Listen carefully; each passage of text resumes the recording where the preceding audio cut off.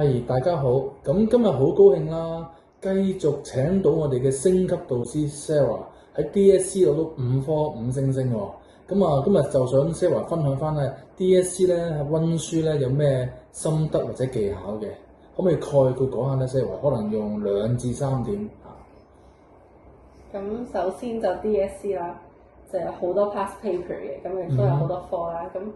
隨住而家年份即係考 DSE 年份越嚟越高，咁嘅 past paper 亦都越嚟越多嘅。咁可能有100幾200份啦。咁所以時間管理就好緊要啦，因為最主要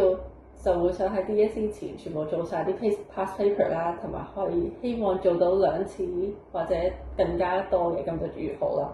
咁所以就要好好咁分配每一日，起碼要做到幾多份先可以確保到最後會做得晒。咁所以就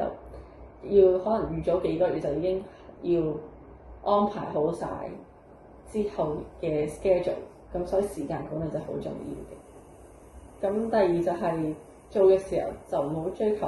好快做晒全部卷，而係要好深入了解下可能錯咗啲咩啊，或者要睇一睇翻個 marking scheme 啦，可以背一背翻啲答案，或者睇下佢嗰個答題嘅框架係點樣樣。咁最後就係温書嘅時候要管理好自己嘅情緒啦，同埋要留意下自己有冇太大嘅壓力嘅。咁如果有嘅話，都要同信得過嘅人傾下，或例如可以同老師分享下你自己嗰啲情緒啦，因為佢哋亦都有好多經驗啦，亦都遇過好多有相似經歷嘅學生，咁所以佢哋都會俾到好多有用嘅方法嚟去面對嚟緊 DSE 嘅挑戰。好啦，多謝 Sarah 今集嘅分享啦，今集到呢一度，下次見。